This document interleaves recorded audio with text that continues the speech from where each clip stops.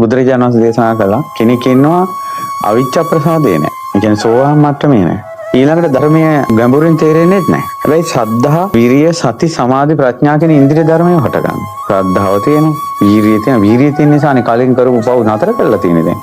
ඒකේ මිනිස්සුගේ වීරිය නිසා වෙච්ච එක.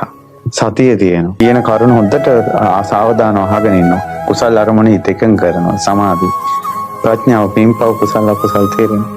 බුදුරජාණන් වහන්සේ වදාළ සෝවාන් නොවුණා. ගැඹුරින් ධර්මයෙන් නොතේරුණා. ඉන්ද්‍රිය ධර්මයන් පිහිටන. මයි සද්ධා මත්තම් ප්‍රේම මත්ත. තථාගතේ සද්ධා මත්තම් ප්‍රේම මත්තම්.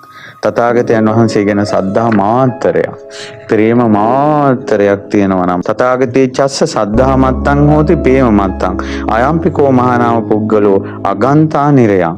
බුදුරජාණන් වහන්සේ ගැන තියෙන සද්ධා මාත්‍රේ ප්‍රේම මාත්‍රේම නිරයන්නේ නැහැ කියන. අගන්තා තිරච්ඡාන යෝනි තිරිසනෙක් වෙන්නේ නැහැ කියන.